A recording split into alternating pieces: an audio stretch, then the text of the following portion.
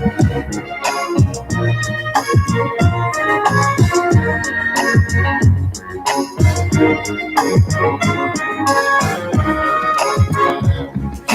everybody. Good evening, good morning, good afternoon, wherever you are. Thank you so much for joining me. I really appreciate every one of you who joins me because it was on short notice. So I appreciate you joining me. Thank you so much.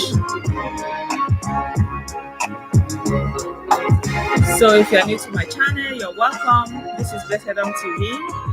And yeah, I wanted us to talk more about the ongoing protests in Nigeria, and especially to address the point that it's not just a hashtag; it's beyond the hashtag.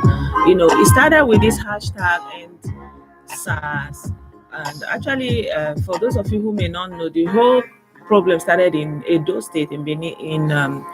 I think they said Ureli side, I don't know. So a guy was thrown out of a moving vehicle. So that was actually was pushed the protest of like triggered the protest, and now the thing has gone across the country. And starting out of this protest, it didn't even start in the north, but I've seen videos of people protesting in northern Nigeria. Imagine northern Nigeria. So not up until now, everybody thought that nothing is happening in the north. They are for SARS and like two different countries doing their things. But the north, I've seen video from Kano, and they are not even saying ENDSWAT. They are saying Buhari is a bad boy. Like they are saying Buhari resign in Castina.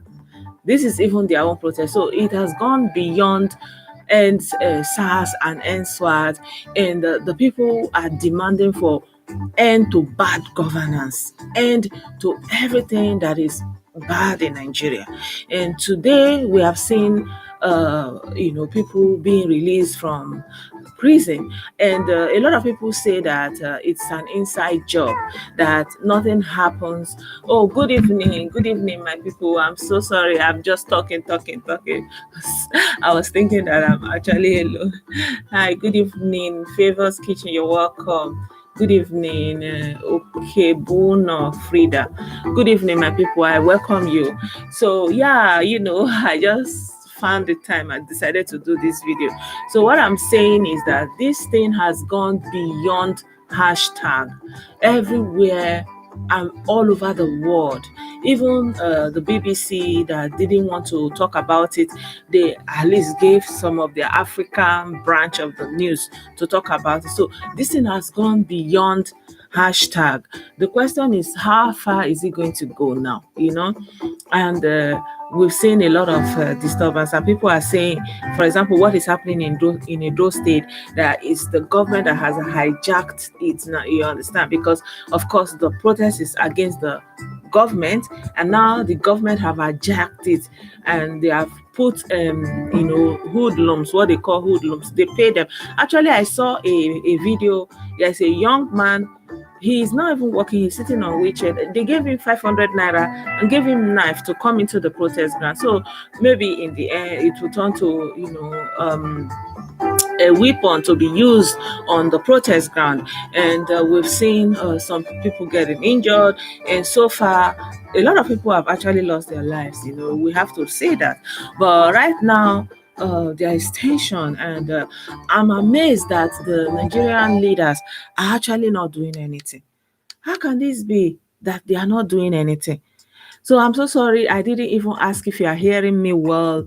I hope that the video, the audio is good, and I welcome you. If you have not subscribed, I hope that you subscribe to my channel before you leave today. So yeah, I've got so many videos. I don't know if you guys want to see the videos, or if you have seen them, because a lot of videos are trending. So I'd like to get some feedback to know if I should show the videos or I should just leave it. So I saw this video that actually touched me, and it was a preacher, Ayo Adefarasi, and he's saying that the people have arisen, they have risen up from their sleep, and they've realized that the power belongs to the people, and nobody can rule you without your consent. Basically, that's what he was saying, and nobody can rule you if you don't give them the chance to rule. And now they've blocked all the entry points to Lagos airport, all the important places. So right now the military has actually protecting the Central Bank of Nigeria,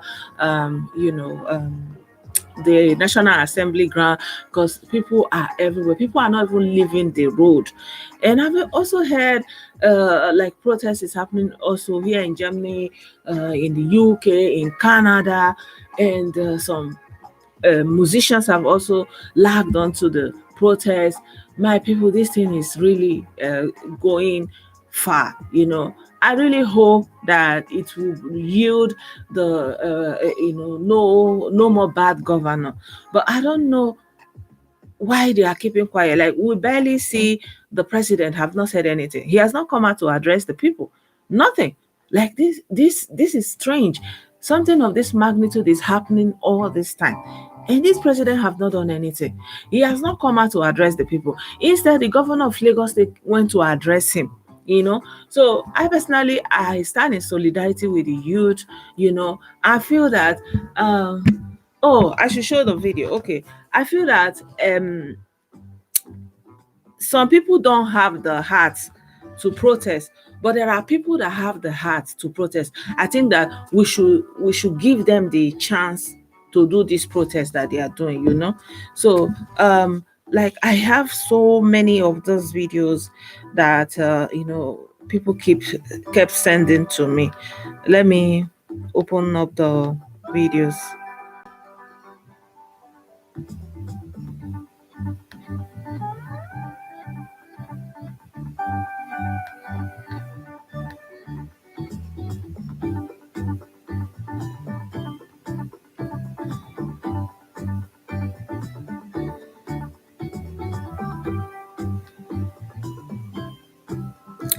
Oh, sometimes when I save things in German, I'll actually be looking at what I'm looking for, and I will still be reading past it, because somehow I'm trying to read it in German, but I've already saved it in English. I'm trying to read it in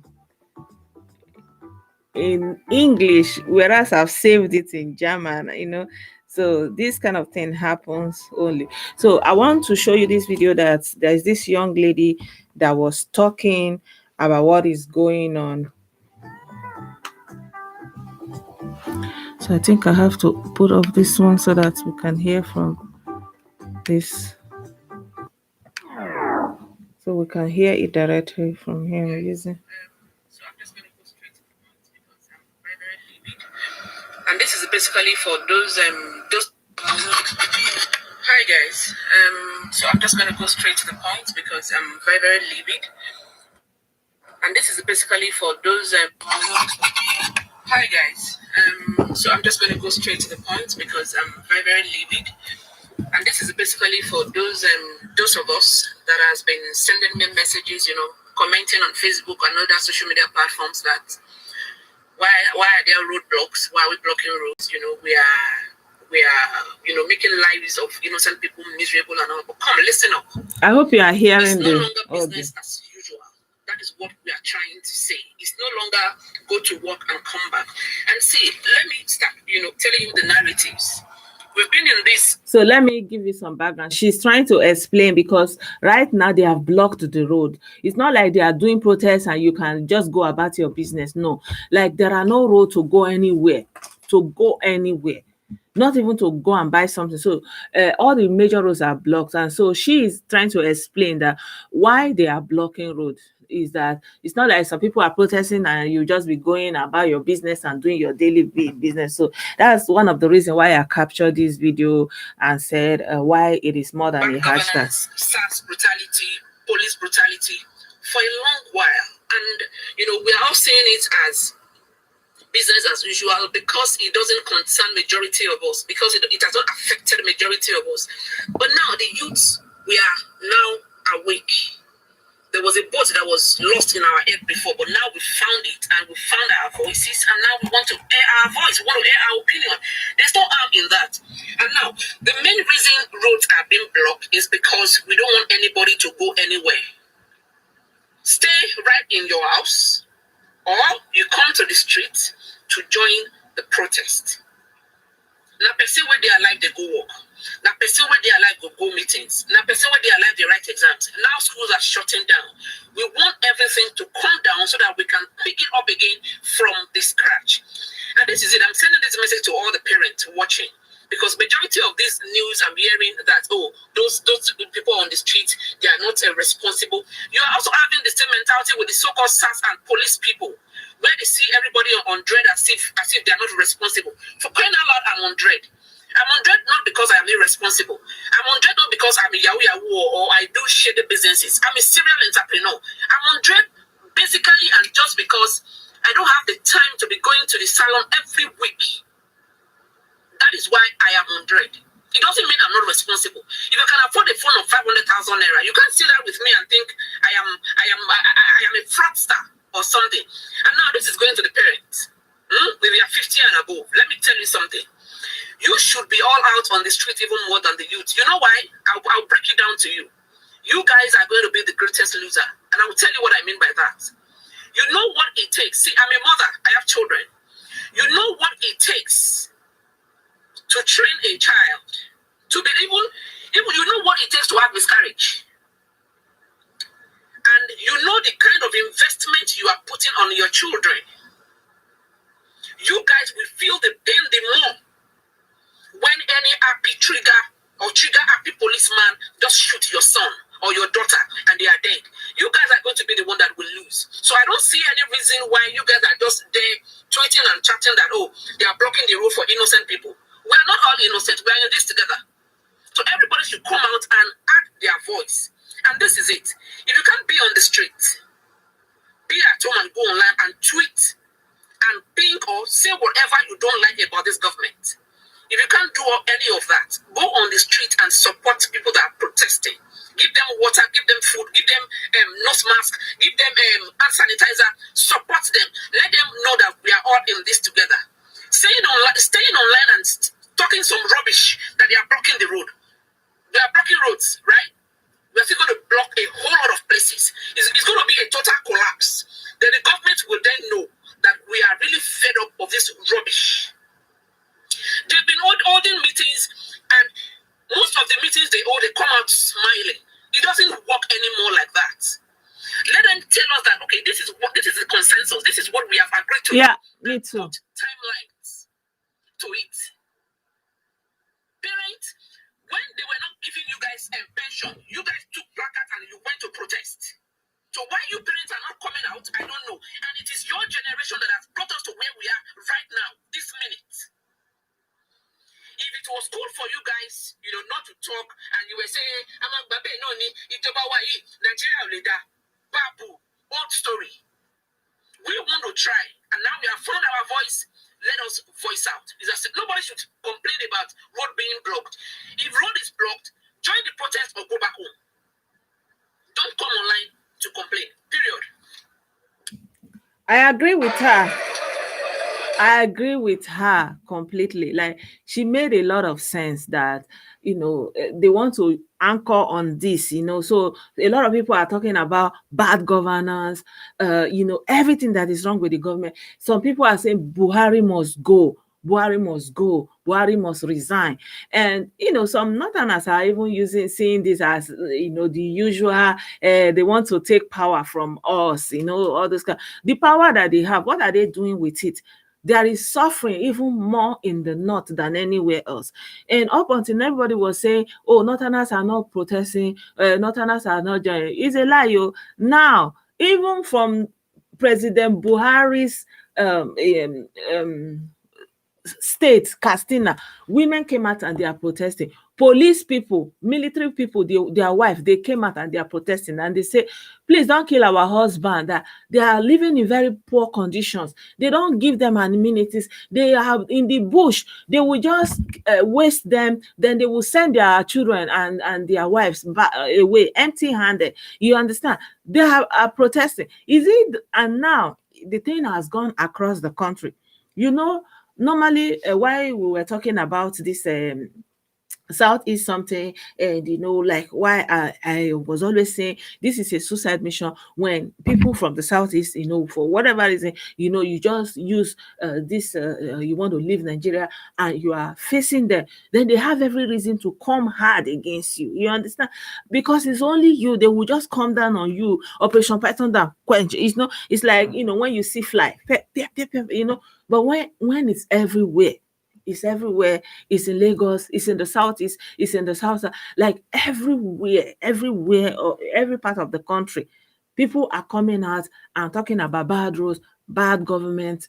Everything that they are not doing. And these elite, these people that are ruling Nigeria, they failed woefully. They have not done anything. They did not unite the country in any way. They are just doing what is called what they call it, uh, kleptocracy, something like that. Like they are just using the state resources to be running their private life, all across, whether be it not even not the Fulani that everybody's talking about. If you come to the east, the same thing.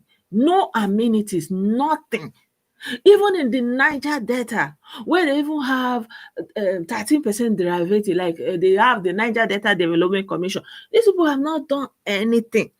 You see, they are just using the money of everybody for themselves. Ordinary road. I don't even know how they sleep at night. Ordinary road. The people of Imo State, their own protest, they are anchoring it on road. They are saying, no road, no road, They want, you understand that? They want road. Let me even show you the video.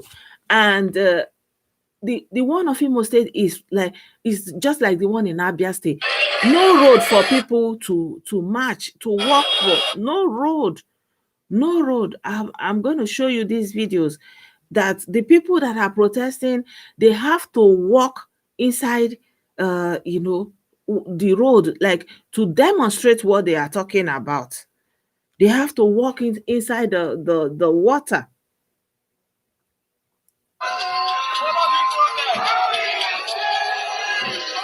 This is happening in Imo State. So everybody is using.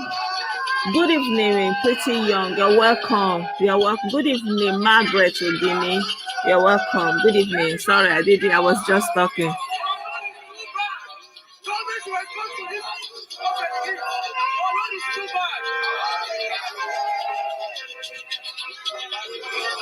Yeah, this is Imo State, and they are talking about road. You can see the road.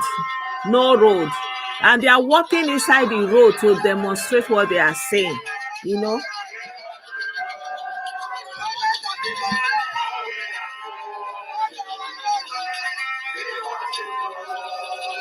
see, there's even one video that they were basically walking inside the water, sitting down inside. Look at this is road.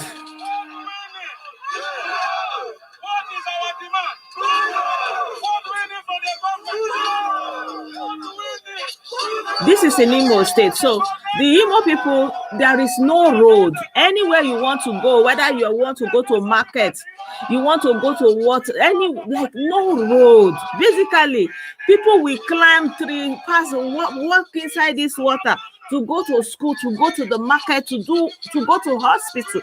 No road.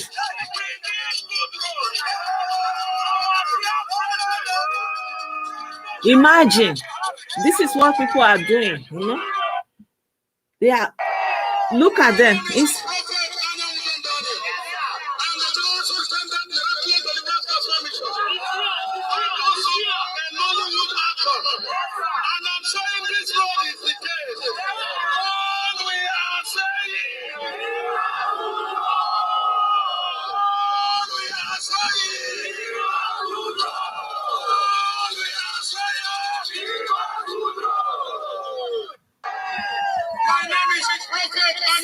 So they are like they are going through all the roads that are bad in Imo State.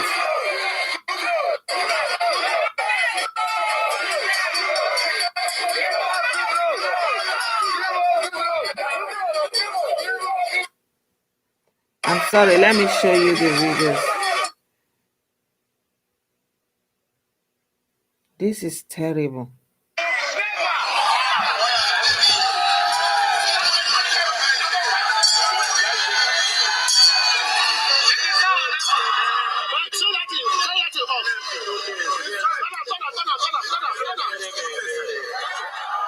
This is in Imo State now. So, all these are the things that are fueling the separatist movement all along, but it was easy for them to stop the people because, they are talking about separation. See them everywhere, they are talking about road in Imo State today. So everywhere people were standing inside the water.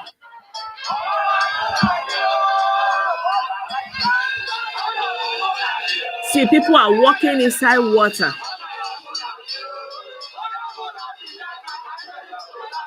Imagine, this is the road where people will pass to go to anywhere they are going to. It is terrible. It is terrible. This is the condition that people are living. This is actually what people make everybody to be calling for Biafra, so we can. And because it's only one region, it is very easy for them to send the military and squash them.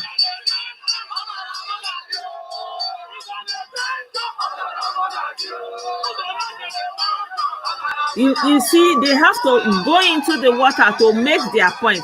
This is what they are going through every day. How can these people live? Imagine the condition that people are living in, like the barest minimum, they are not able to do.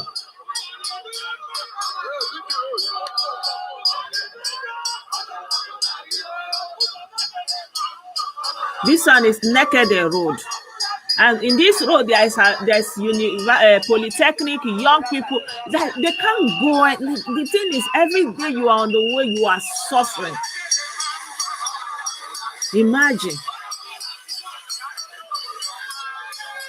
People are tired. People are tired. I'm just showing you this one because, of course, I'm from Imo State. So, I want to show you what is going on in my state, But it's not meaning that, other people are everywhere. The one that is happening in Edo State now. Good evening. That's my point. Thank you, Oseju. That is my point. That I'm saying that, it's not about talking about Biafra. It's like, what guarantee do we have that it's going to be better? Because this place is run by the normal Igbo people that are the governors. They are the same people embezzling the money, So even if you give them Biafra, they are going to. So we need to fix the fundamental issue. It is not okay that something. Look at the road that people are going through every day. Imagine, this is rainy season. This is the reality that they are facing.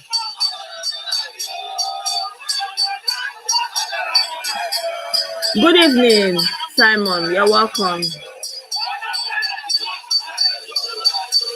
So they are saying that if the road is good, it's good for all of us. If the road is bad, it's bad for all of us. Let everybody join hands so that we can put our house together. Let everybody join hands. Let us build our land together. This is the most important. But imagine, they have to walk into this water to demonstrate what they are saying. My heart is heavy, honestly. I have people who live in this town, Owerri. There are so many universities, so many tertiary institutions. This is how they work. They have to work. Do you know these politicians that came into office since 1999? They are the worst. These politicians, They are the worst. Everything they met, they never built on it. They allowed it to decay. You won't even know anybody is wrong. They will finish governor, they will go to Senate. This is what they are doing. Stretch of road. Now tell me, this is what is fueling the Biafra movement. Incompetence of the highest order. Wickedness, heartlessness. So the NSAS is just a trigger of all that is wrong in Nigeria. Imagine major roads like this. They didn't build the road though. They didn't carve the road. Just maintain it, they can't. Maintain it, they can't. You know, so this is a tragedy. It's a travesty. It's a travesty. So I just wanted to give you a glimpse of, this one. And there are so many, areas that people are anchoring their anger. Even as we are talking, people are still in Abuja. Imagine. It's raining. People are inside the rain.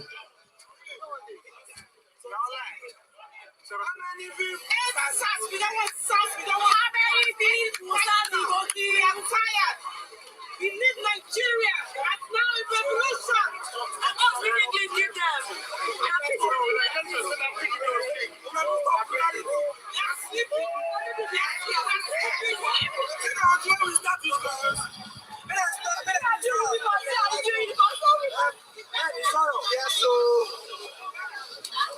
Imagine, they are not even being deterred by this.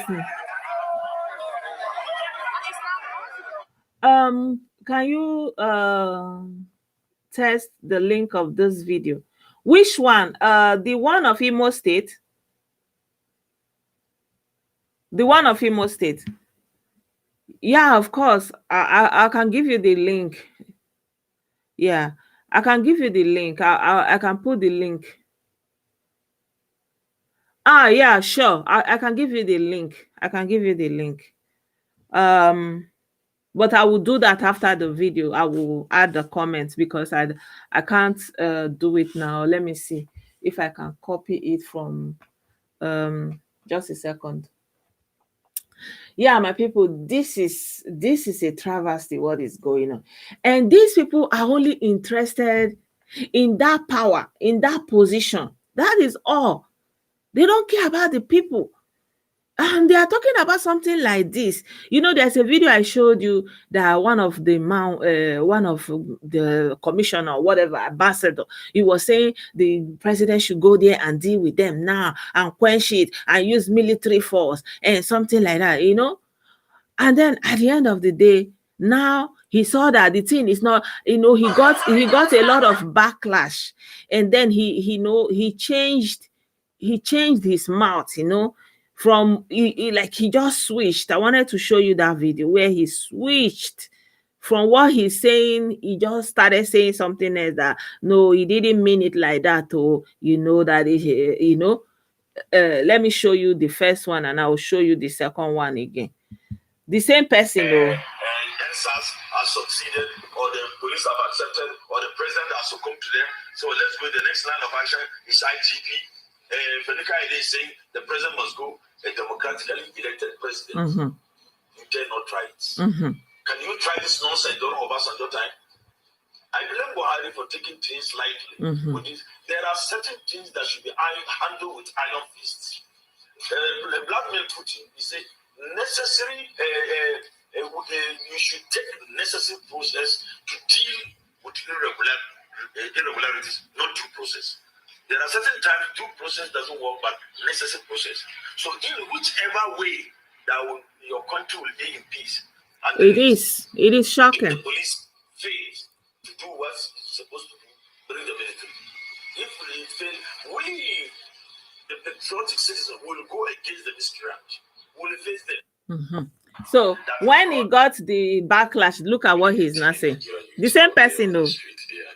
The same person though. Let me remove it. Nigerian youth out there on the street day and night protesting for the end of SARS or end of police brutality. As a Nigerian, like any other Nigerian, I have right to air my view. It may suit somebody, some people, and it may hurt some people.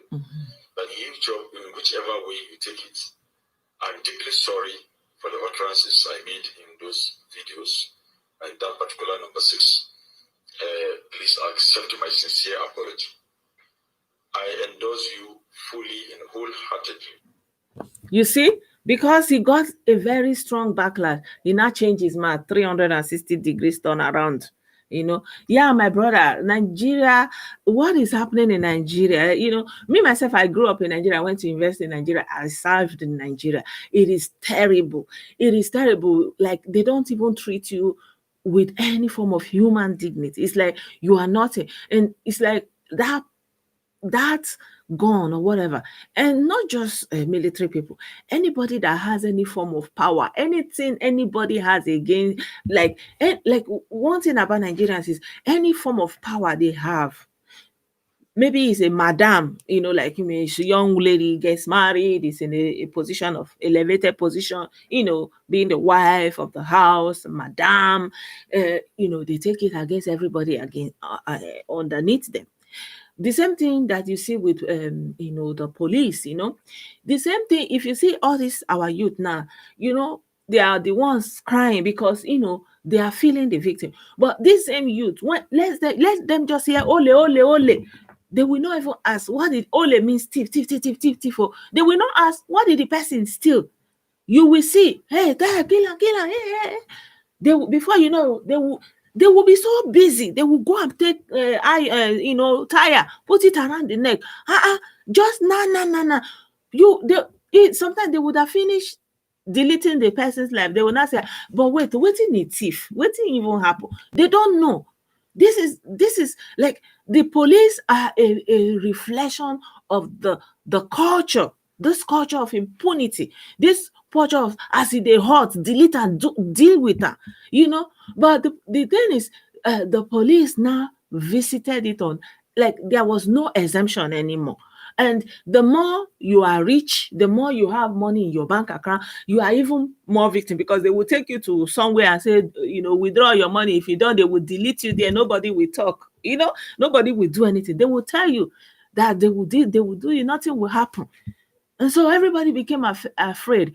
Otherwise, this was a normal thing that they would do to, poor people from poor background. But now they are looking out for people in posh cars, people with high-end telephones, like the thing just kind of went round.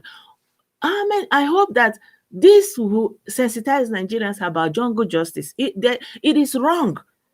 And so what the Nigerian military and the Nigerian police are doing is that culture of jungle justice. They took it from the people. And, normally you would just hear, like when I was in the university, you would just hear, their courtists. They would just random young men. They would just what did they do? They are courtists. That's it. And so they are both the police, they are the judiciary, they are the executioner, all in one. They say, even there was a time when Obasanjo came, that was in 1990, early 2000. There was Operation Sweep or something. Obasanjo gave them the order, say, shoot aside anybody that is a armed robber. So that gave them the leverage.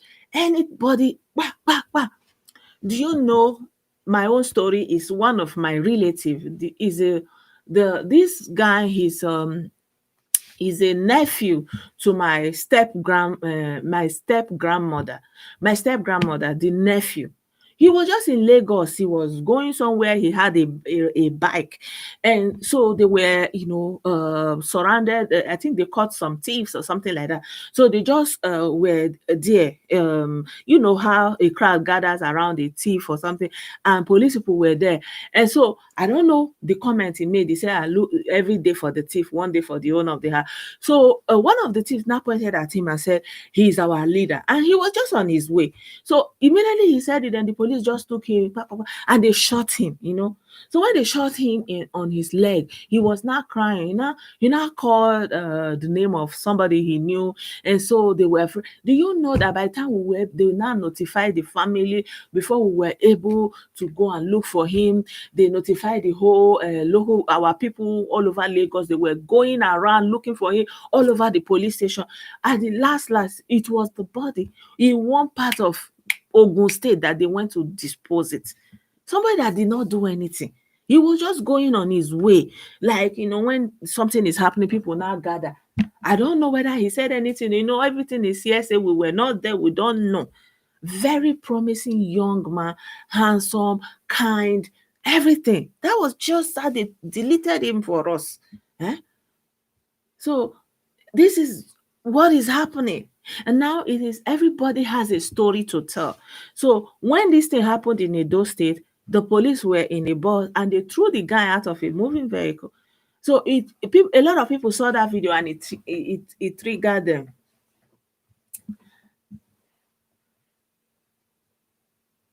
Of course, it is unacceptable. Who accepts something like that?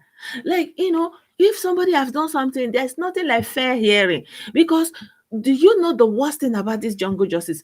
Even though you are, like, the way they will surround you, there was a case, this young woman, she was having her own children, or 3 of her children. She was going, maybe the way she looked and the way the children looked, they couldn't see any comparison. So they were like, hey, madam, hey, before you know it, a crowd have gathered, they were beating her, they took the children for her. And these are her children. It was just a lady that took pity and was like, hey, calm down, fair. They not try to save the lady. Okay, talk, let them talk before you kill her. Let her even know where she brought the child so that we can know where we are going to take the children to. That was when the woman said, they are my children. She was already weak from the beat. Why are you not talking now? She said they didn't allow her to talk. They didn't even allow her to explain. This is how brutal it is. And this is the culture that Nigerians have. And imagine somebody with that idea. Do you know, even somebody, a popular a columnist in the Guardian or one of these Nigerian newspapers, he's from Anambra. He actually said it that if you were from Anambra, that it was known, like it's a confirmed case, that once you were assumed to have been a thief, an armed robber, or kidnapper, whatever, it was an accepted practice that when they get to the station that they will just delete you. I'm just kind of careful around the words I'm using. They will just delete you, ma'am. That is it. No, okay, like this is like that kind of brute. We want brute force. We want, like, the average Nigerian wants, like, this is the same thing that they visit even on children. Like when a little child offends, they will beat the child, like all the anger. Like everybody wants real harsh brute force. But when that brute force comes home to roost on you, that you are accepting it, you think it's cool, you begin to realize, that, man, this is not good. So at the end of the day, the people, the leaders are a reflection of themselves, So we need another foundation, because the way things are now, because I am a very big proponent of Biafra, but I'm looking at it and I'm wondering, where is this magic, this utopia? How is it going to happen? Where is it going to come from? It is, in fact, it is. Tell me, what is beyond cannibalism? Imagine that you are a politician. Ordinary school, you cannot build. Ordinary school, primary school. Tell me, there was a picture, a small child was going with, like cooking stove to school, holding it. That is what she's going to use to sit in the school. Do you know that even everything the military kept, when we were still in primary school, it was the military that was, the military junta that took over power from the civilians back in after the war and all those things. So like some infrastructures were there. I don't know whether it was a good time or, I don't know the politics of those days, but I know that at least there were roads. I know that if you went to public schools, there were seats. Like if you came to Igbo land, there were no public schools and private schools and posh schools. And you understand? There were like Christian schools and the church, Catholic schools, Anglican schools, and they were like government run school. You had teachers who were government employed and they were teaching in the same schools, and everything was good. Then since 1999 up to today, they have not added any extra infrastructure, and the population kept on growing. They did not build any new school, and they allowed all those schools to dilapidate. All they were doing is buying gold-plated car, flying to Dubai, doing all kinds of irrelevant things. Huh? Yeah, what is the importance of having gold-plated license plates on a car, or maybe a flashing wristwatch that costs millions? Of what use is that? And when you could use, how much can they use to repaint and maintain a primary school building? How much? I don't know what is wrong with these people. Honestly, I really, really, really don't know. So there was a story that broke out one time about one little girl's success, and she was going to this primary school. Man, you needed to see this primary school, and it was in Delta State. In Delta State, with all the money, the percentage of the oil derivative that they are getting is 13%, in addition to the normal, as a state from where the crude oil is coming from. And then there is supposed to be Niger Delta Development Commission. That was the one that the money that they embezzled. You remember the man that was collapsing in the National Assembly, and they were kind of looking for the thing in his mouth. Ordinary primary school, these people are so shameless. Like, this is cannibalism of the heart, like eating human beings. Look at the road. No road. And do you know today what has happened is, in Edo State, a lot of people are saying it was premeditated, it was masterminded by the government. They are the one that sponsored it. That there's no way you can overpower correctional officers and jailbreak. But what is happening is, most police stations in Edo State, they kind of burn some down. They release the prisoners, and the prisoners were like running out and on the street. I have some of those videos. Let me show you.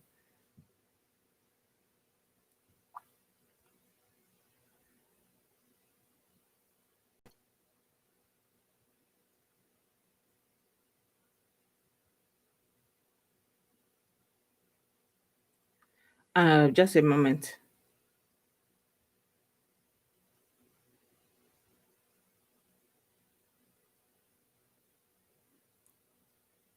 This is one of the prisoners. They don't force Edo State prison, no. No be White House, they don't force Edo State prison, no. No be White House, yes, they don't force White House. See prisoners, they run. Freedom. As I don't do now. Prisoner too. Yes. Freedom. Yeah, they tell me. I love with that, so. Freedom. My neighbor, they got some friend. Yeah. I know that, yeah. We got money. Yeah. We got money. Yeah. We got your dinner.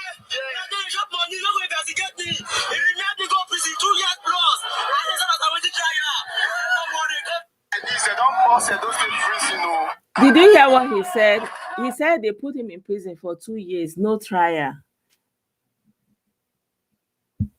The collapsed man, the build nothing down, building cars, watches. Yeah, the collapsed man. I don't know which collapsed man again. These are the people that escaped from the jail. Let me show you. So he said that he didn't do anything. That's basically what he's saying.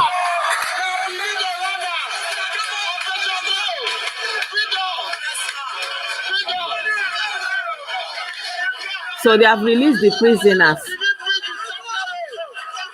Benin Prison, Sapele Road.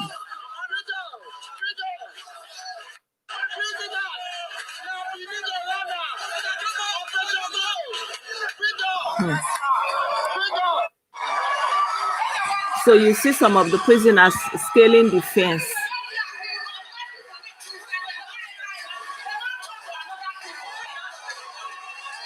If you look, you'll see on top there, see the prisoners breaking the barricade and coming down.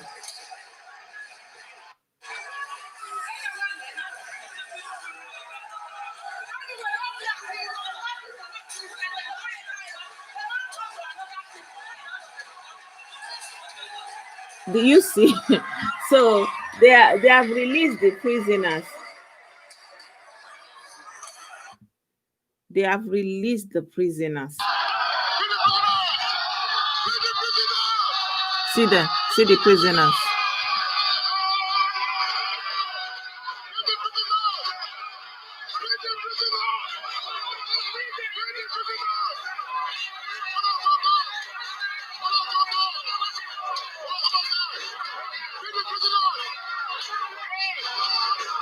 Are you people seeing the prisoners now? They released them.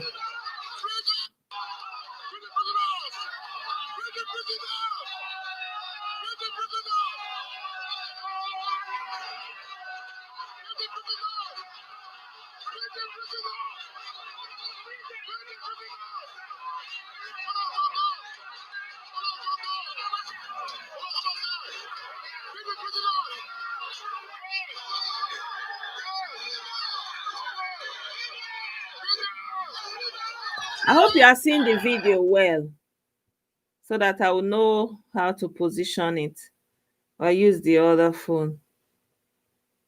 So it's basically the same video.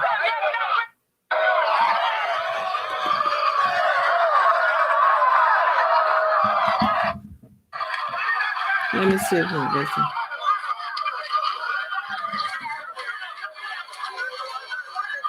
This is in Benin today. This is from Channels Television.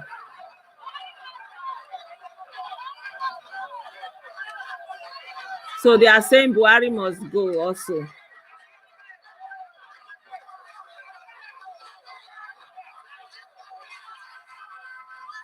This is the prison, you know.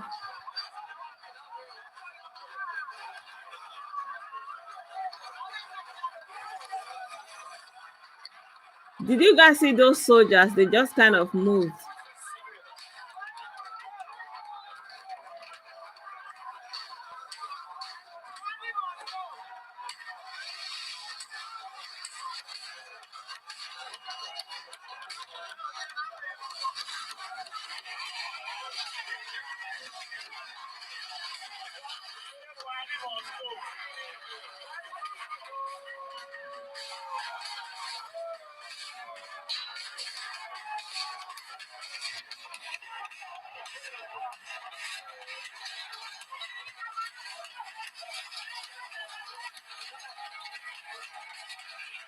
I really don't know. Honestly, I don't know.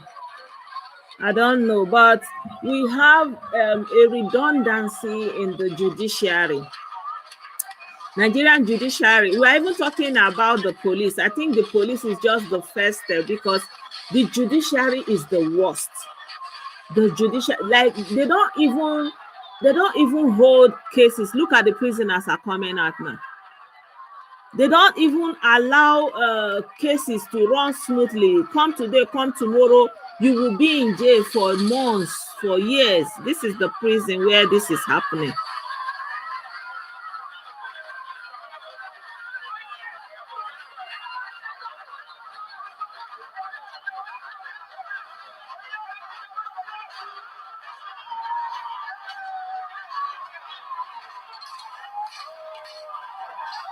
I don't know. And Benin, that ISIS has always been a hot spot for, violent activities, actually.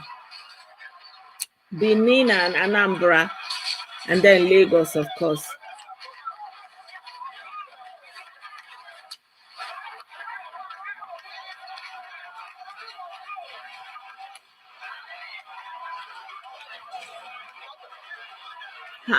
Now, go on those people who so Jesus is Lord.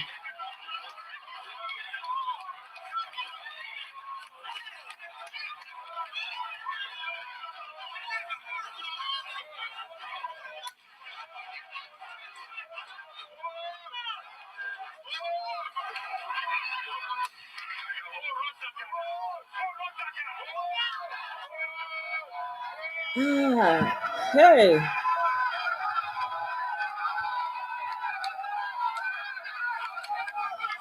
Yeah, they are always safeguarding their lives and their families, because it's almost like a government run something. If you don't say what they want.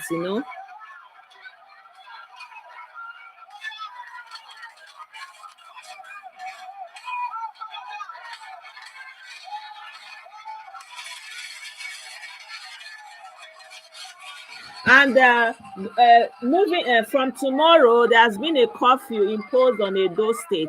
So they said there's a curfew from 4 p.m. in Edo State now.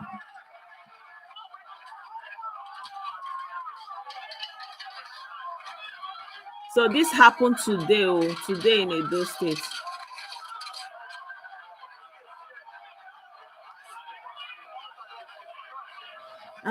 It's like these guys here are the prison guards, no?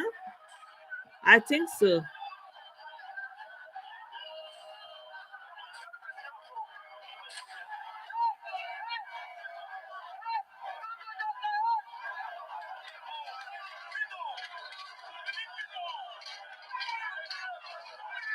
See them, they don't come outside.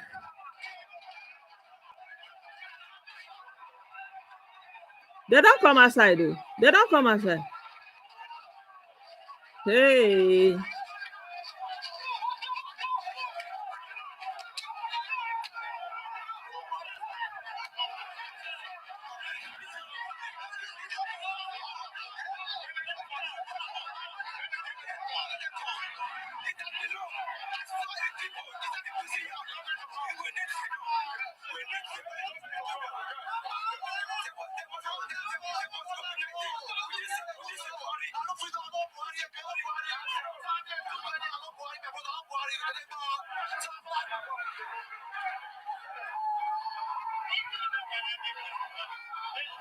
See them, they come outside. See them. These are the inmates. So. See them. Hey, what are they?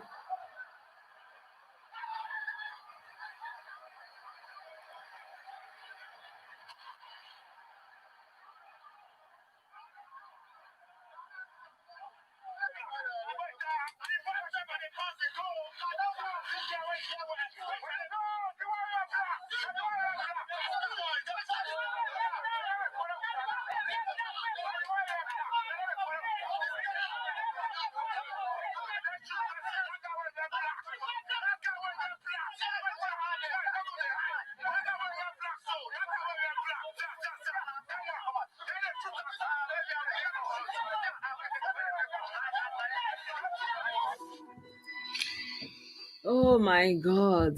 Hey. They said now there's a curfew in Edo State. So, my good. Yeah, there are so many. There's one video I actually saw one of them. They were asking him, what happened. Why did he? He said he was just in a farm. They took him that he didn't do anything. And there was one they were asking what he did. He said they said he was a cultist person that they saw gun in his hand. So I'm thinking if they saw gun in your hand, I don't know. Like I think that for now, what is paramount is not really whether they are guilty or they are not guilty, but it's just that the people are venting their anger, and it's beyond just ending the SARS, because the SARS and the rot that comes with it, because it has to do with security, and a functional society functions with security. So when you are feeling secured about your life, about your property, that is the foundation of any society. So quote and unquote, because what is the point of waking waking up and going out and doing anything if there is no security. So the security is like you are going out, you are afraid of the bad guys, and you are still afraid of the people that are supposed to be your protection. So most times when you're and these SARS people, they are like undercover. They will be following you without a plate number. So most times people are not even sure what are they running from. Like, when a SARS is trying to corner you, you are not even sure who is this, an robber or is it police, because they are shadowy, they don't have a uniform, and they don't have a plate number. And so normally, when you see something like that, you're on the road, your first instinct is to run, and then when you run, they now start running after you, chasing you, and even shooting their distance, because they will not claim that you are running away from them, because they will just tag you kidnapper, whatever they want to tag you. And once they take you and put you in that SARS station, if you go and call a lawyer, anybody you call, once it is SARS, they will not want to be involved. They will say, except somebody that is oga at the very, very, very top, that has influence. You will not call one or two people, something like that, and then you have to settle with better money, million, 500, depending on how much, and that kind of a thing. You have to settle with big money before they will release the person. And that is if the person is not even deleted out of this life before you come. Because sometimes you will be running around getting all those money, they have already finished the person. You will bring the money, they will still collect the money from you. Like the story is. And then even if they put the people in that place, okay, really, really bad guys that have done terrible things, okay, judiciary, do your work. For where? No court. Like, one guy was complaining that the whole of this year up till now, they have not sat in court once. So maybe you went to do petty stealing or something, maybe your sentence will be mild or what, but they won't even give you that sentence. You will be there 10 years awaiting trial. 10 years awaiting trial. Have you seen something like that? Maybe what the person did, maybe it was supposed to be a 1 year trial sentence or something like that. The person will be in that place awaiting trial for years. So by the time eventually, even whatever it is the person did is not even equivalent to the time the person have spent there. And they starve them, no living condition, no nothing. Like, Nigerians are fed up at this point in time. And the shocking thing is, the people, the ruling elite, they are still thinking it's business as usual. So, like, as I see all this solidarity protests across the globe, I feel happy, but I'm also afraid, really, for everyone. And I'm really, like, standing in solidarity with all of you guys that are out there, that have the mind to go out there and stand for what you believe in. But right now, I just want to say that this thing has gone beyond. And so we will have to see how far it is going, because right now, I'm telling you, and that would be the best thing, because you see that Buhari, that was what he did before, because after the war there was a democracy, everything was going well. Oh, he still came with his military junta and came and took down that government, saying the same corruption. Again, that is why the thing still dey baffle me. Like, how can people that are smart, people are knowledgeable, people are professor, how could they have supported this presidency in the first instance? Like, as bad as whatever Jonathan was and anything, why would it, like, for me, I was in a place like anyone but Buhari. But this man was in his place in Daura. He not even get anything. Like, if you see him, he was haggard. If not for Nigerian presidency, say, where will he get the possibility to go and treat himself or whatever he's treating himself?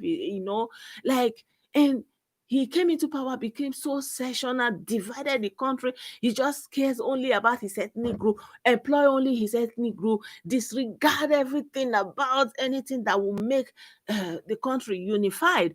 And I even made a video in the past. I was like, this man is like the chief separatist leader. He's not even interested in anything that uniforms the country. And the worst is, the more he's putting all these northerners in all strategic position, in all the military formation, in everything that is of any significance, not, like they don't even see it. The more people are complaining, the more it's like, pepper them, pepper them, pepper them, give am, make them go dey cry. Na cry them, na only cry them get to cry. Then they don't say, look, Buhari put next one, he will put another one there, pepper them. I don't know what happened to this kind of people. Like, because they feel, and then you see military chiefs, they are not performing. Change them, do something. Because of course I'm thinking that he's sure of the loyalty of those people, and it is only about him for himself. So that's why he doesn't care whether they are performing, whether they are not performing, whether people are dying, whether anything is happening, whether they are bandits, whether they are Boko Haram, whether they are Southern Kaduna are being deleted, whether people in Middle Belt are still in what they call it, refugee, what they call this thing, IDP. How can you be in your own country and you have a military, you have a government, and there is a problem and they have not gone in to clear that place, and you are still in IDP camp, and your village is there and people are occupying it, and this man doesn't care? Like, just, he don't care, he don't hear, he don't have no feeling.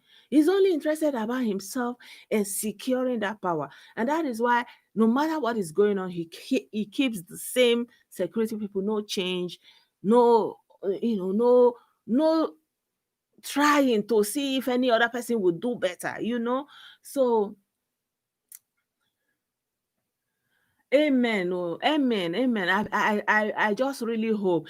I really hope, because even in his home country, somebody sent me a video of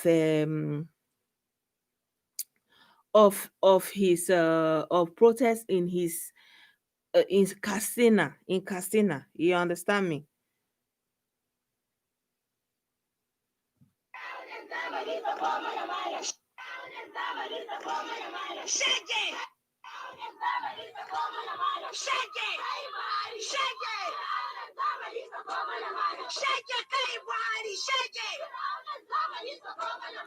This is in Castina, Buhari State. These are women.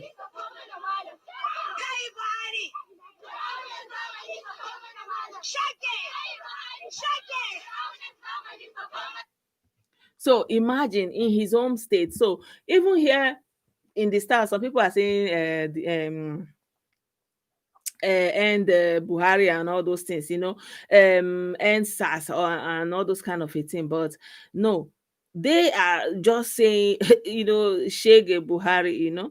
So the thing is scary now. And they sent like, so this, like, people keep saying they paid talks, to infiltrate the protest, and they are like burning things. Like, there's this video somebody also sent to me. They are burning a car stand in Abuja. Look at people's cars burning. And imagine, look at people's cars burning. This is a car stand, raised down. I don't know what these boys want. Attacking peaceful protesters. These car sellers, they're not protesting. The car sellers are not protesting. Why are you burning our cars? So these are, so some people are saying that they are doing this to make it look like, it's not a peaceful protest, and there are causing problems, and maybe looking for any reason to send in the military or something like that. That's what I'm thinking. At this time. So, but I know that it is no longer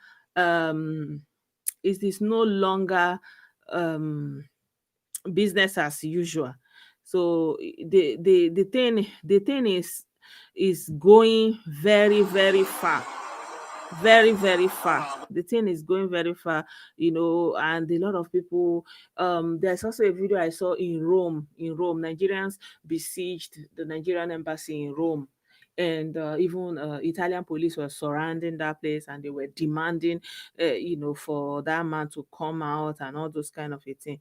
Yeah, so right now there is a lot of people are just angry. Basically, people are just angry. Good evening, Emmanuel Temitope. Good evening. Yeah, we've been here for almost an hour now. So, yeah, my people, like there are videos. I don't even know where to start from now. There are so many videos. Sometimes they were chasing the police, and the police people were actually, running.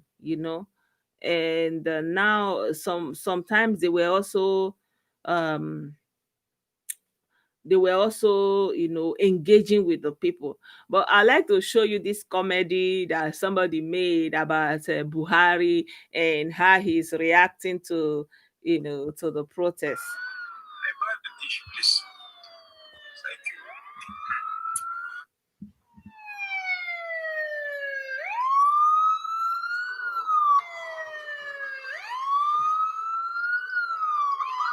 I hope you have seen the video.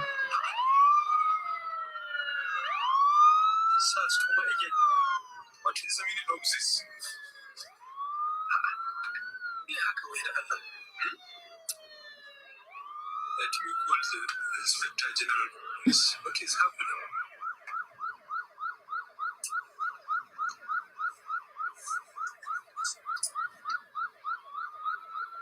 Hello?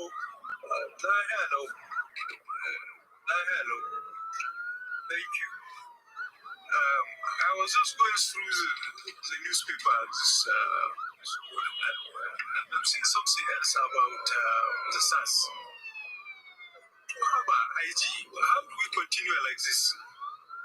Huh? We can't continue like this. A lot of people will keep talking. Thank you, Emmanuel. I appreciate you. Really nice. Thank you. Please ban it. Ban it.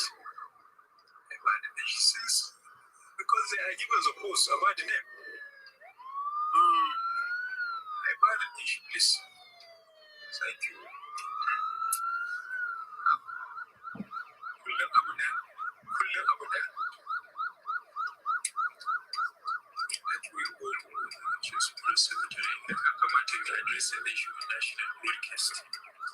Thank you. Amen. Amen. Thank you so much.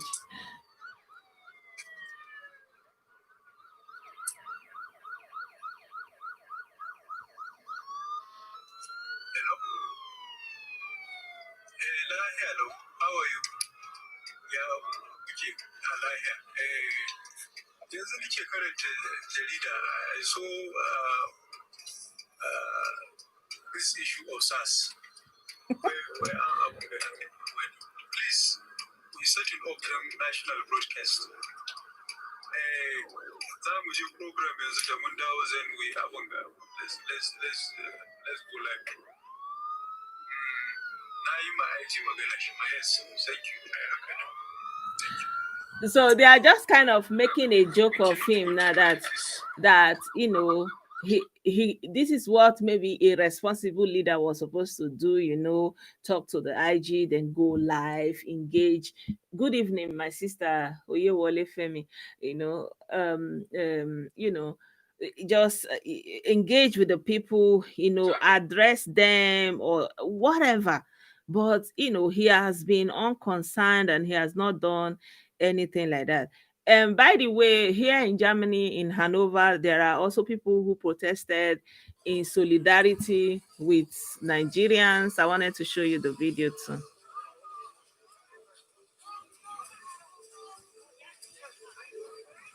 I don't even know if the video is showing better like this. Yeah.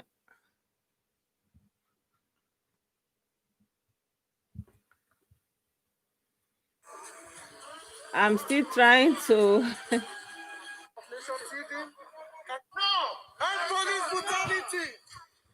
I'm coming. Let me put it in order. Police people will move freely and live freely without harassment.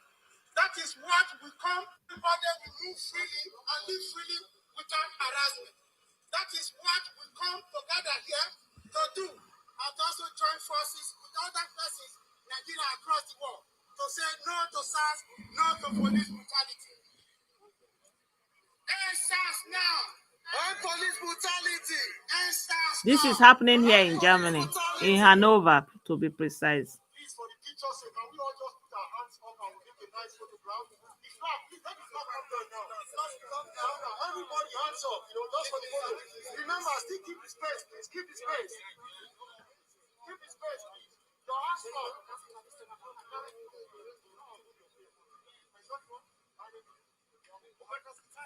So let me just fast forward it. No matter how many smokers we have on this side, so I'm alive with Hope of Nation TV. Can you tell us what is going on here right now?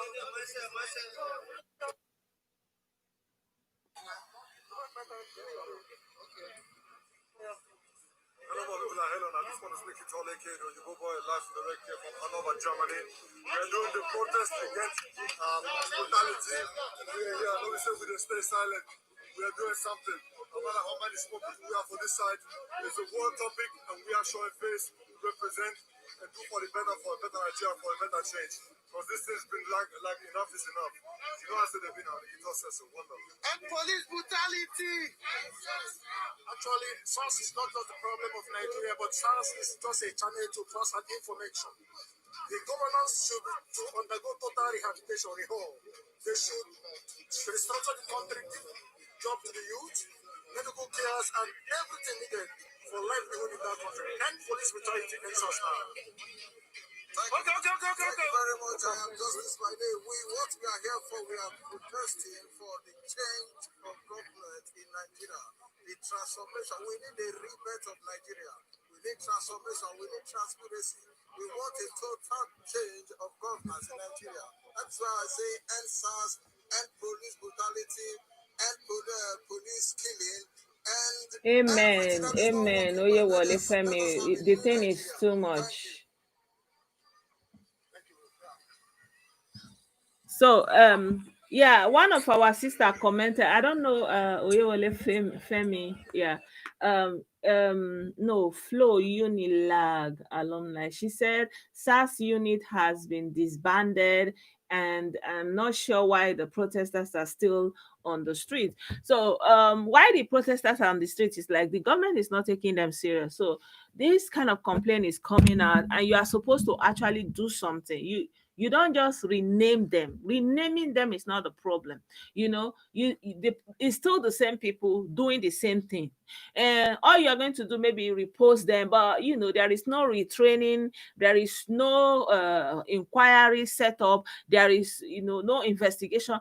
And all the people that have encounter with SARS, they have names of the people they dealt with. They know the officers because they interacted with them, maybe in the process of trying to get their people out, trying to retrieve the corpses. They had contact with people, so they were expecting the government to actually do something. And let's remember, this is not the first time that the government has scrapped SARS. They will say they have scrapped SARS, but they are still doing what they are doing.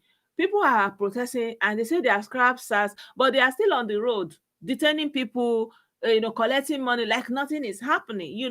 So this is showing a sign of unseriousness and taking people for granted. And the feeling right now, not only in Nigeria, across the world, there's pent of anger because of all this lockdown, all this thing that is happening. So you have a massive number of youth. There is no job, there is no road, there is nothing. You understand? And the people are being terrorized every day on the road. They can't move, they can't do anything. Any little thing that they gather, they collect it from them, and there is no hospital. Do you know that most times they will just shoot somebody, maybe just from loss of blood, they will just, quench like that. Just trivial things. Because, for example, if it has to do with gun, even though the government have said that the hospital should treat them, that they should accept gun wound victims and all those kind of things, barely you see a hospital that is going to accept you, except maybe you have to find a way to get, they will have to find a way to drive to a government hospital. And like, God bless you if you get there and you are still breathing, and there's something still capable of redeeming in your life. And this is what the people are talking about. It's not just about saying it. Like, let people see it happening, let people see the action you are taking.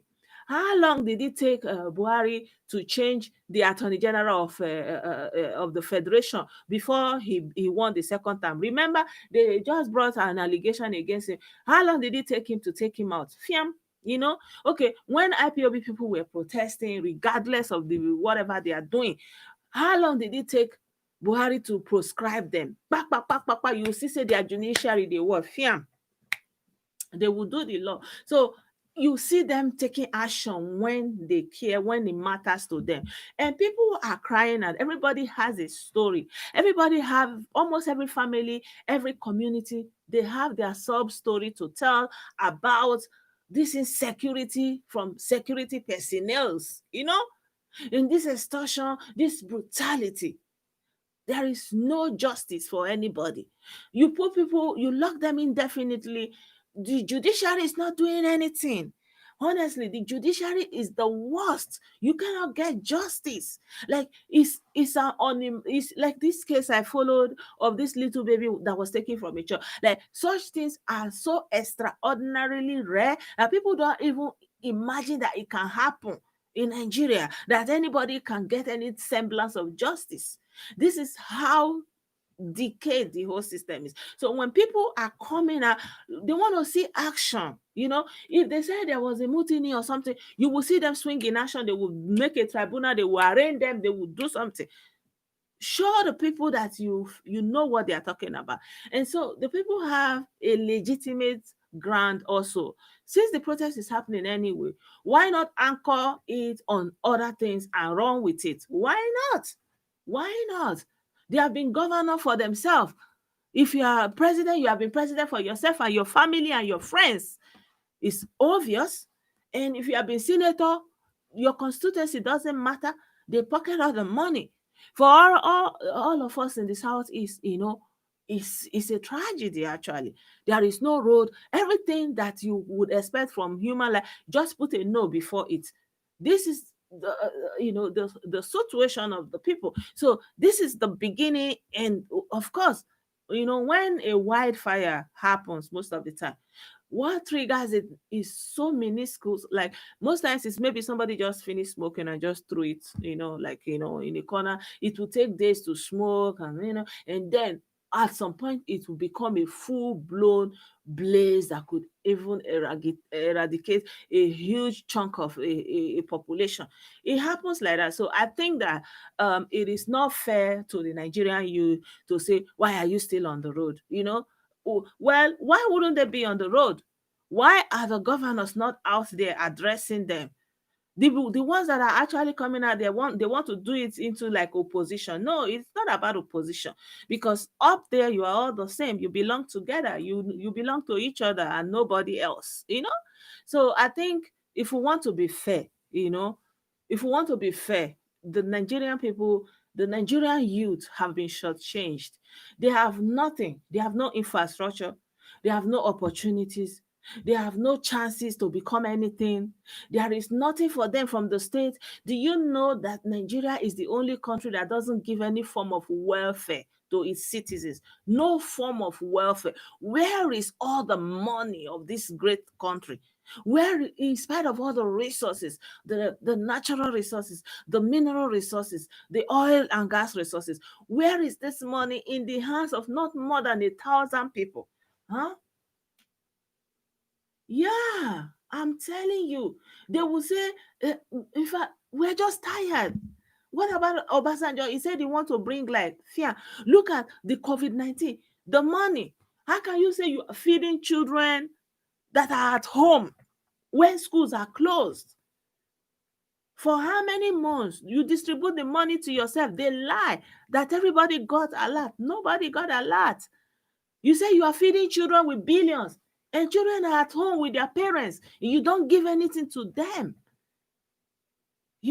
So if Nigerians want to use it to run along all the problems. Like if the Nigerians, like if people in Imo State want to anchor all the roads that are not good, there is nothing wrong in it. Let us really be sincere. If the people are fed up, it doesn't matter what the trigger is anymore. What is important is that they are rallying. It is self-motivated. It is from the, it is organic from the youth. There is no political person that came to lead them into it. It is something that comes from within. It's spontaneous. And so we need to appreciate the youth that have taken up, this fight. At some point it has to give, really.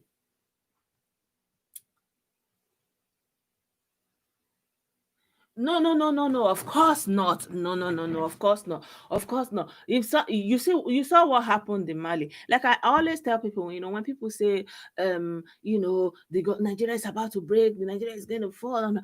Now people will hold on and they talk all that kind of thing. No be normal, ordinary people.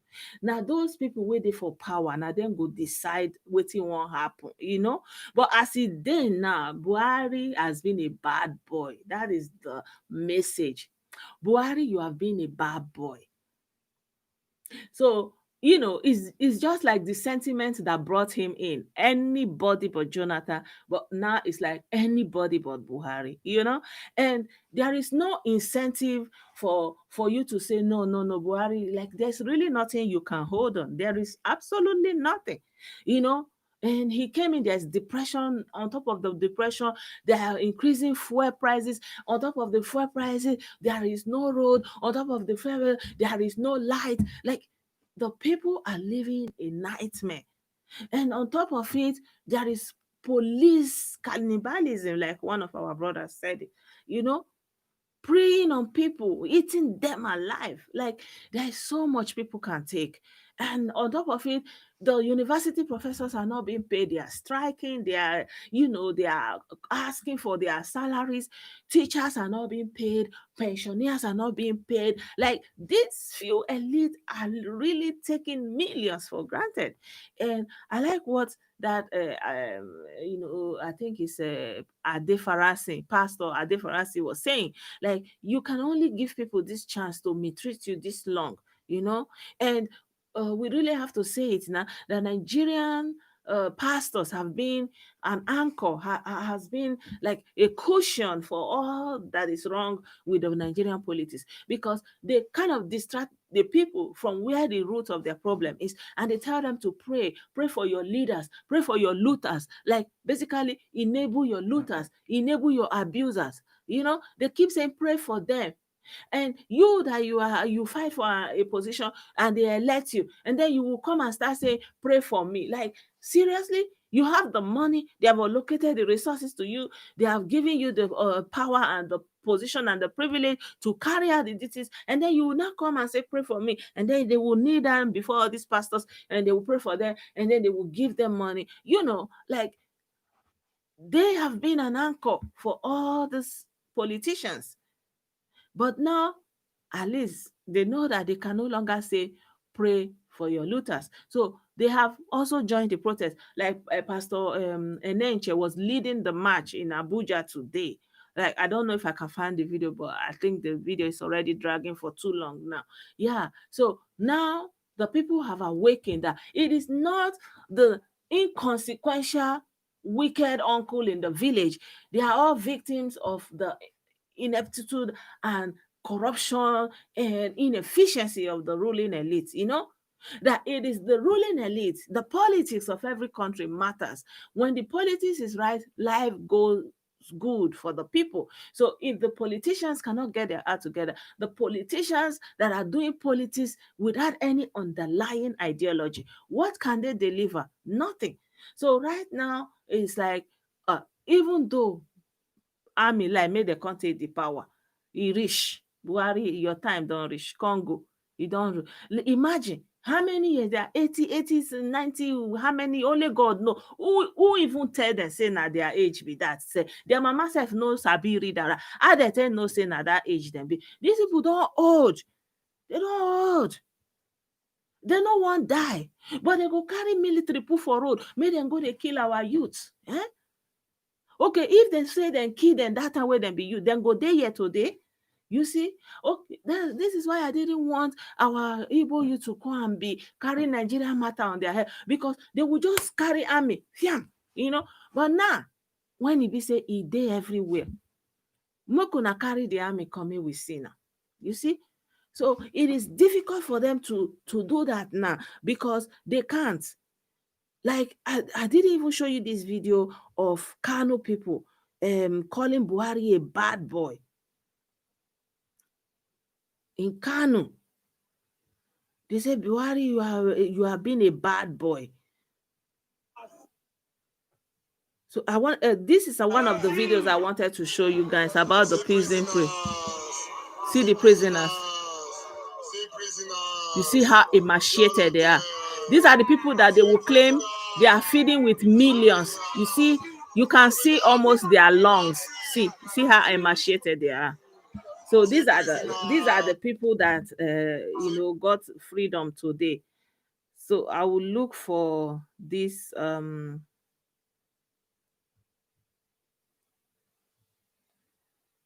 then I know I told you guys that they sponsor some people with money.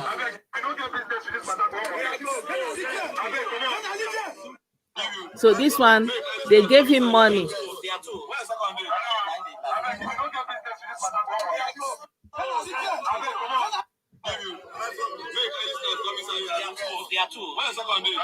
Just a minute. It's not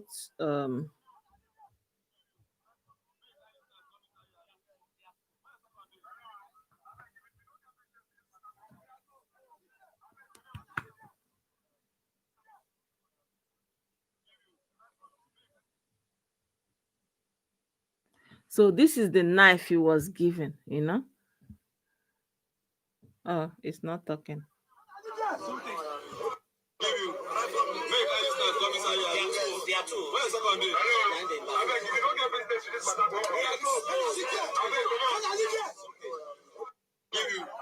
So these are the ones they are using to derail the protest. I wanted to show you. So this one, I didn't show you. This one is happening in Ibadan. This is in Ibadan.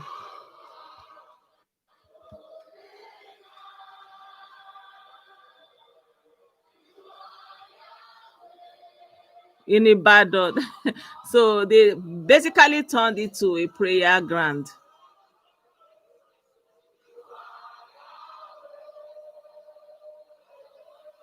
So, it's not one region now. I wanted to show you the video of the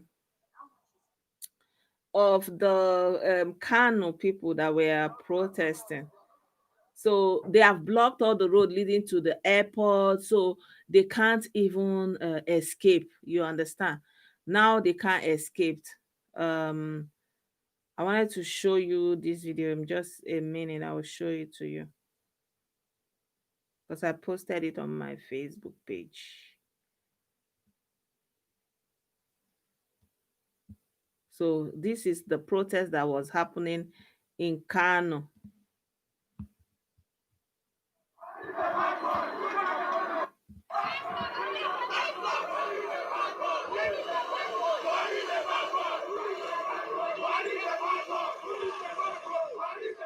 This is in Kano.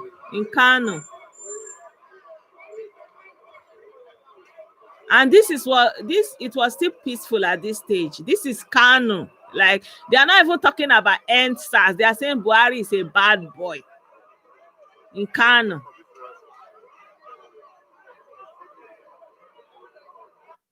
So you see, now the thing has gone beyond.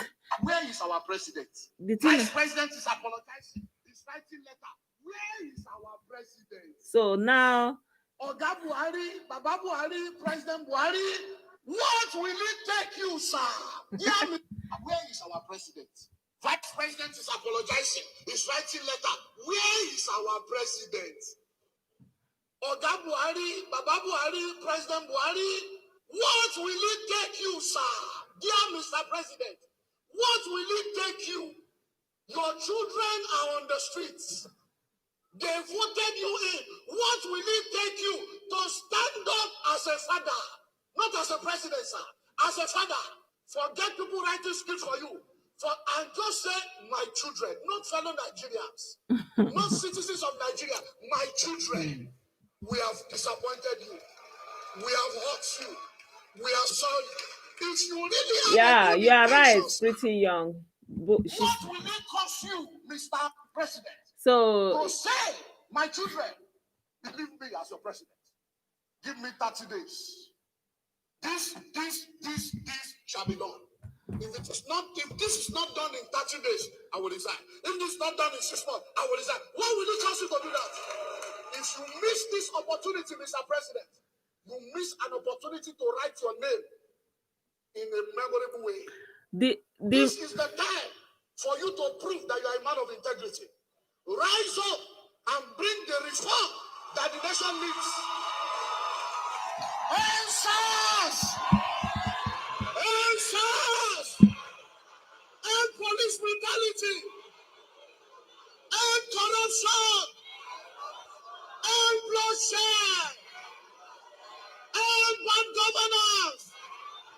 We call for a new Nigeria!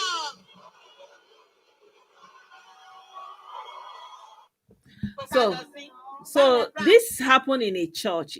Normally the church people will say, pray for your leaders, do this. But you see now, they are no longer, they know that the story have changed, because any pastor will talk that kind of thing, they no go gree. So I wanted to end this video on there's this pastor Adefarasi that I was talking about, so I'll just play his audio to finish this video. That we put them there. Government cannot be government until the people let them know that we put them there. And nobody can rule over you except you give them permission. The Nigerian youth are finding their voice and have come to understand that together, with one voice, we have more power than any government. And so we want to see every single member of House on the Rock lending their voice, not to attack government, but to demand reforms. And we are starting with the ENDSWAT movement. We're going to make many more demands in all the irregularities and anomalies in public and civil service. And we certainly intend to challenge everything that is wrong in our nation. You owe it to your children. You owe it to your grandchildren. You owe it to the potential of this country. Otherwise, your children will become refugees in lands that have less resources than Nigeria does. Nigeria ought to be the strongest nation in the whole wide world. And now it is time for us to wake up, rise to our responsibility, and stand our ground, and make sure that not one of your brothers or sisters in Christ or in the Nigerian brotherhood is left out of the challenge and the fight to insist and ensure that justice returns to our streets, that righteousness is restored to our land, that equity goes back to the parliamentary halls of our nation, and that equity and equality are available to all Nigerians. No longer will governments continue to steal from us. No longer will public servants and judicial officers continue to rape the system of justice. No longer should the law enforcement of our nation ever again inflict injustice upon us when they're supposed to protect justice for us. No longer. That day is over. And I want to commend this organic movement that is not led by any one individual. It's just the heart cry of all Nigerians, old and young. But I am so proud of our youth. I am so proud of our youth. I believe that Martin Luther King is jumping in heaven, seeing Nigerians rise to their cause. I was elated when I saw my pastor, Bishop Jakes, another Nigerian, though of American birth, rise to add his voice to the anthem. Another friend, Tyler Perry, has added his voice. How will we allow citizens of another nation speak out for us? And yet, you hold your silence. Yoruba will say, So Woyi evil laro. of wicked Now men that day that break. allows injustice to continue.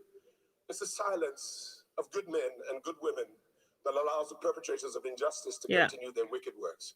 That day is over. Let's add our voice to the big anthem that now sounds with a unification to condemn the irregularities, the brutality, the extrajudicial violence to the citizenry. Let's add our voice to that anthem to insist that it stops from here forward. Power to the people. Yes, so my people, it's been a long stream.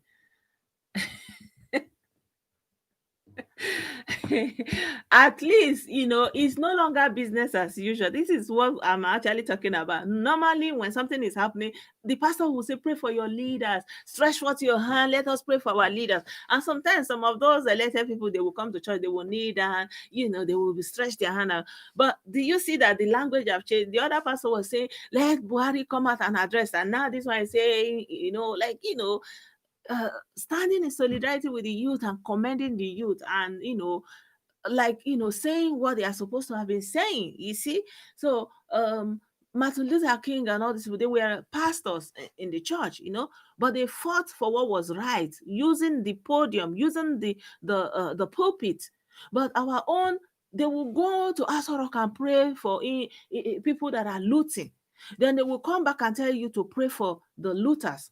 But thank God, the story has changed. So I wish the Nigerian youth well. I pray that this end SARS, end bad governance, and everything that is wrong with Nigeria will yield the desired result, and that this will be a new beginning, a new foundation, not just for southern Nigeria, but for northern Nigeria. Like, they will be able to see, like, wow, like it's not even about somebody that is from the north. It is about what is my due right as a citizen of Nigeria. I'm as a citizen just like they are. So yeah, I just want to end this stream with saying power to the people, end SARS, end bad government, end all that is wrong with Nigeria, reform Nigeria, reform the polity, reform the constitution. Like, let this be the foundation for a new Nigeria. So I want to thank you guys. Thank you so much. It's been more than an hour because it's late now, and I was thinking that okay, we can always continue this conversation, and let's continue to send energy and light to our brothers and sisters at home, for those of us who are in the diaspora. And yeah, if you find out there's something going on in your city, do endeavor to join them. And if I also know about anyone happening here in Germany, around where I live, I will try to join them also. So thank you, my people. Thank you so much. I'm telling you, northern Nigeria, like I feel that in different ways we are all victims. It's just that the ruling elite just kind of diverts us. If you see the way our elites, take advantage of us in the south, that is just what has happened. That power has been in the power of these few hundred elites in the north does not mean anything for the average northerner. They are in poverty, they are impoverished, they are not even educated. Like, because of the education we have got, for example, like me, for example, I've been able to lash on that education and leave Nigeria, for example, and go for masters and try to better yourself. They don't have this leverage. Do you know that northern Nigerian youth are there, and people will cross over from southern Nigeria, from Edo State, from the southeast, and go all the way to northern Nigeria and cross into Niger, and cross into Libya, and come into Europe. They don't even know. Like, people, they pass your domot, they go somewhere. Even they say where these people they go. Like, it doesn't even occur to them, and they live in very miserable conditions. You see, so it is not the way I've seen it now. It's like, it is not even about maybe the people. It's always about this feudal uh, kleptomaniacs that are holding on to the power, holding on to the resources, and basically being used as instruments of oppression. So what we have is neo colonization, and the new colonizations are our own people who are the, like, people who look like us, who are in positions of power. So they are our own colonizers now, taking advantage of everything, you know, and they are not willing to deliver any form of service, any form of infrastructure, any form of anything to the betterment of anybody but themselves. So you give them money for the state, it becomes their private money. They do as they will with it, but anything for the state, years on end. Imagine this Imo State, and we have Owele Rochas. He ruled there for 8 months. He went over to the Senate. They will do finish in the Senate. They will come back to become governor. They become governor. They go back to the Senate. But the Senate, like, they just be recycling themselves. This same crop of leaders, you see. So agreed, the northerners are really holding us back, and especially because they have even failed to educate their own population. So we have saturation of educated youth in the south, while we don't even have educated people enough in the north, you see.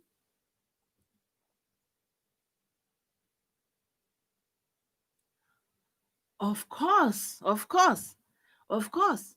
What other job can they do?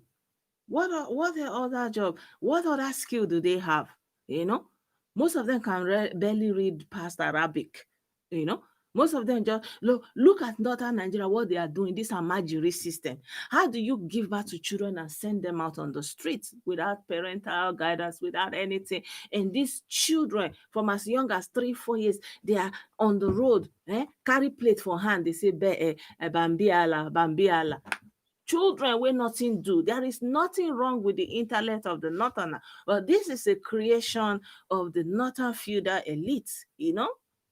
And they don't want to understand this thing because they have used other things that they use to distract us.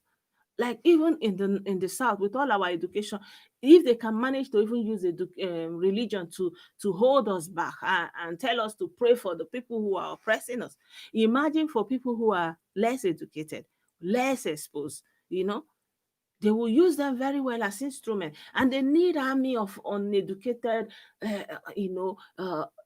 young men in large numbers, ready to do the bidding that they want, just with the flip of. And most of the time, they just pack all of them in the military without any prerequisite skill or abilities even. And so they are actually the ones holding us back. I'm not negating that at all. I know that. But the problem I have is how we are going about it. If somebody is more powerful than you, that is just like in natural biology. There's something like this that is flight or fight. It is a natural instinct. There is something that happens when you look at it, so you think, okay, I can fight this one. You go ahead. In Igbo, you say, onye m na-ebuli ya, na amasị Chineke bịa mere m ebere. It's like, when I see that I can beat you, I can deal with you, I'm not going to start praying, say, oh God, please come and help me, come and help me. You go ahead and do what you have to do. If na beat, you won't beat anyhow way you want to. But if you see something way past it's a natural instinct. You will first of all run, because that is in nature, flight or fight. So once you see something, but what the Igbos have failed to do is to recognize what is beyond them. So you don't go and fight something that is beyond you, that you have less capacity. You kind of put your hands in the lion's mouth. What is he going to do? He's going to eat you up. You see what I'm saying? Yeah, exactly. And that is what they have done. So we need to find a way around this, instead of going frontal with somebody that has everything more than you. They have the military, they have the money, they have the resources, they have the backing. Then you don't have to submit yourself to them to delete you and do the final work. You know, that's my point. But I don't know, maybe I'm not able to communicate it properly, or there is just something that people don't want to hear. But be that as it may, but we thank God that at least for the first time we see something that is like striking a core among everybody in all regions. And I hope that there will be more of it. And there have been leaders that came to the protest ground and they were chased away because people don't want it to be about any leader, even though some leaders want to embed themselves in it and claim credit for it, no, but it's organic, it's coming from the people, it's something that's from within, and everybody has a story about this thing. It touches everybody, and people have their own experiences and they can relate.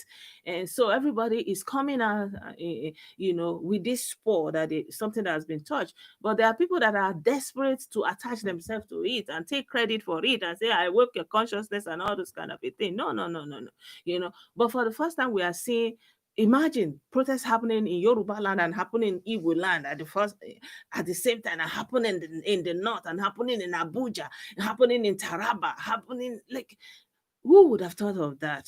Who would have thought about that? So I think it's a starting point, and it's a great place that we are, and it's a great time for us to be alive. But we have to continue to hold all our brothers and our sisters, in prayers, and anyhow we can support in solidarity, we do so. Yeah, yeah.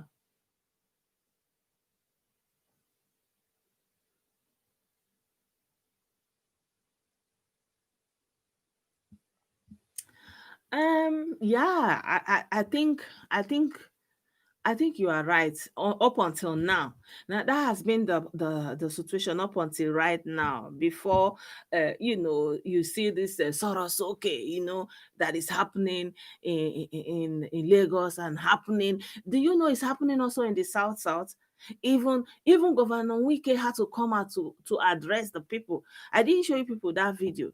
In Port Harcourt, the same protest, the same this thing struck a raw chord. Do you know that in Kano they even burnt a police station today because somebody that was in police detention today and this morning, they, like, when they came there, the person has passed on. So the youth went irate in Kano today. So for the first time, we are seeing something that is like, striking a chord regardless of, and some leaders are trying to come in and hijack it, but the people recognize this, and they are trying to push them away. No, stay away. It's not about any leader, so that they don't turn it into opposition and political, it's about the nation itself, the foundations, everything about this nation. It's not about you or your political party or your religious affiliation. Like I showed you guys in the last video I did, even people were praying, Muslims, on the protest ground. They made space for them to pray. Like, we're all in this together. Whether you are Christian, we apply the same road that is bad. We have the same symptoms. Everything is affecting us together. Like, people are recognizing this.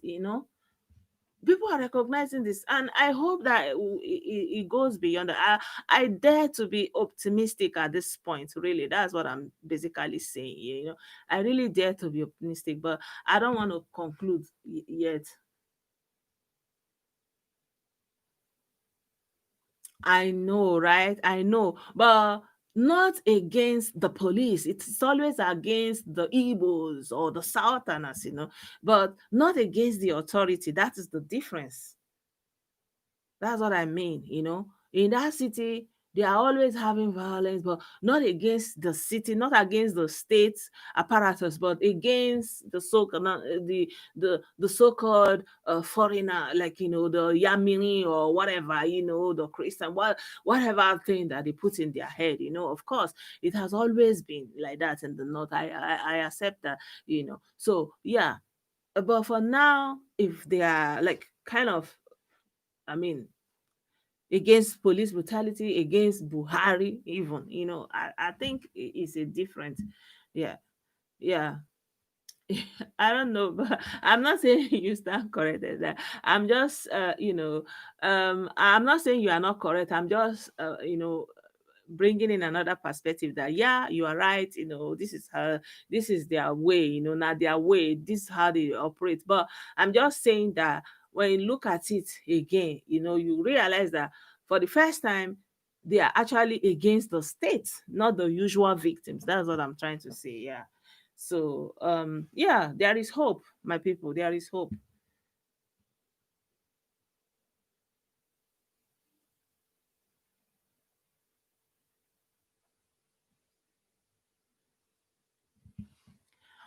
Yeah. You are right. You are right. I think that what makes people to collect this money is because like I think that first of all the politics that they are playing needs to be reformed. We need to know what every party stands for, not just writing a manifesto of wish list, like if a grounding ideology. Like, are you a social democrat? Are you a conservative? What exactly are you conserving? you know are you a liberal democrat? What exactly is your ideology? Because when you have a grounding ideology about what your worldview is, of what you believe in, of how you see the world, of how you think problems should be solved, and you have to operate on that ideology consistently, maybe build on it, maybe expand it, maybe leave some things back as you go along. But without this ideology, people just switch parties, you know, because if you are saying, I am a liberal, I believe in this, ideology, this is the way I see the world, I believe that I can be progressive, I can live things like this. Or maybe you say, no, I am a conservative, I want the religious, ways of morality to be continued. I want this to remain the same way. I don't want anything to change. I want to go back to the good old days. You don't just wake up one morning and say, I've become a liberal. Like it's a process that has to happen. But the problem we have in Nigeria is fundamentally that the politics has no foundation. This is how I see it. And so at the end of the day, when they conduct elections, somebody has to be in power anyways. And then, it doesn't matter anyway, because the way the constitution was formulated, the president has a stake. He decide, like, it's supposed to be independent National Electoral Commission, INEC, but it is not independent because it is anchored on the presidency. The presidency decides who becomes the chairman of the INEC, and you don't go against your paymaster. The president appoints the people who participate. Like, the president basically decides who is going to count the election. And we know that it is not a matter of who votes, but who counts. And people recognize this fault, that if you don't change the fundamental of the constitution that enables this kind of dysfunction in the electoral process, there is really nothing people as individuals can do. So they take what they got to take out of it at the time that they can.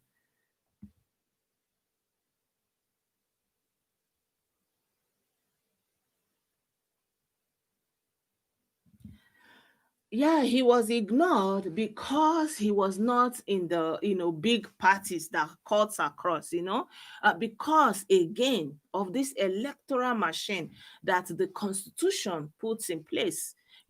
So normally the president is supposed not to have anything to do with INEC, who is the chairman. Like, the Senate is supposed to have maybe votes in, like the check and balances. This is an American system. American system is so functional that even almost to a point of standstill, because there is too much check and balances every time. So, like, it's really difficult to get anything done. But unlike in our own, the Senate does nothing. Like, for example, the lopsided appointment that Buhari made, the Senate is supposed to be the one to say no to that. It doesn't represent the constitution, and strike it out, and reject it. But they were sitting down there and endorsing it all the way. So there is no check and balance. So there is overwhelming power at the center, unregulated power. And this power is the problem that is actually this doesn't give room for political development, because the presidency, whoever he is, decide. So Professor Kingsley Moghalu would have had a chance. Maybe everybody may have vote, and of course, the corrupt elite in these main parties is the same people. Like I said, they don't have any ideology. They cross carpet. They go from here to here. It's the same people. So, and they are into this kleptocracy that they are doing, stealing all the state resources for themselves. They are used to spending money that they never worked for. Do you think they are going to just give it up like that without anything fundamentally giving way? You see, so we really need a lot of, like, uh, and a lot of overhaul, but I think that the protest is a good place to start. And I think that even as flawed as the constitution is, that the youth can actually take a stand and still achieve something with it. Yeah, I believe at the end of the day, it's a young country, and so many things is not working well. But so is the countries that are hundreds of years old. I think it's a process that has to start from somewhere, and ENDSWAT is the process we're grateful to be alive to witness. So I pray that we'll be alive to tell the story of how it went and what came out of it. This is just all I can say for now. So I just dare to be optimistic right now, and yeah, look forward for the best. Yeah. So I want to say thank you so much to all of you. And please don't forget to subscribe to my channel if you have not done so. And yeah, I'll keep you posted, and let you know when I come on live again. Thank you so much. I'll have to leave you here for now. So I really appreciate your staying with me this far. Bye for now. Thank you, my brother. I appreciate your support. I really like to know how to pronounce your name, Oseju. I don't know. Maybe you will have to tell me how to pronounce it, but I really appreciate your support. Thank you so much. Thank you. So bye for now. Bye.